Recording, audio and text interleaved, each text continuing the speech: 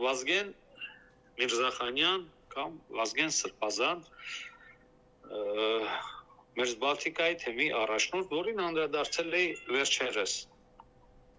Մի երևույթ է, որը որ կարծում եմ շուտով նաև Վրաստանի իշխանությունների կողմից նրա նկատմամբ քրեական գործ կհարուցվի, այն $1 միլիոն, որ Վրաստանի նախկին նախագահ Վիդինա Իվանիշվիլին հատկացրել էր հայ առաքելական եկեղեցու վիրահայոց թեմի կարիքների համար, իսկ այդ ժամանակ ինքն էր ղեկավարում այդ թեմը, Վազգենը Միրզախանյան, այդ գումարը չկա, գոյություն չունի, խնդիրը բարձրացվել է ժողովի ժամանակ, թեմական ժողովի ժամանակ և մարդ են ծեծել Վազգենի կողմնակիցները, խորհրդի անդամներից մեկին Գոգ Այլիբեկյանի վրա նրանք բռունցքներով հարձակվել են, որ ոնց ես դու կասկածի տակ դնում մեր Սրբազանի արդարությունը, նրա ճշմարտությունը, նրա ազնվությունը, նրա նվիրվածությունը։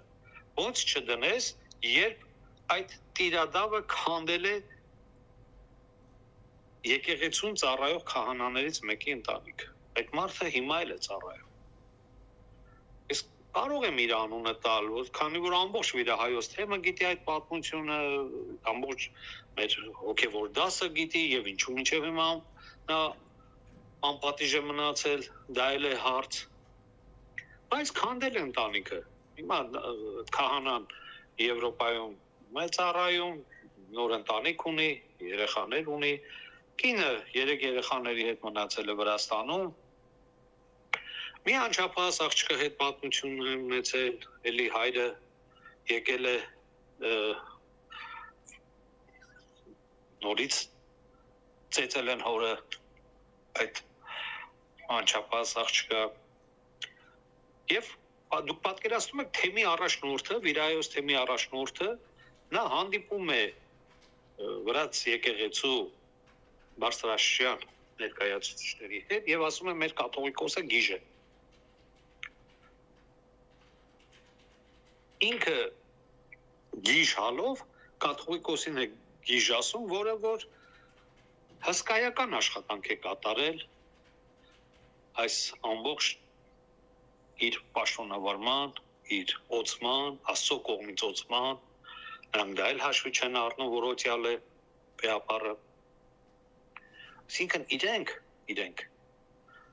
սատանաներ են, որոնք ինչ որ ձևերով հայտնվել են հայ առաքելական եկեղեցում, պաշտոններ են զբաղեցրել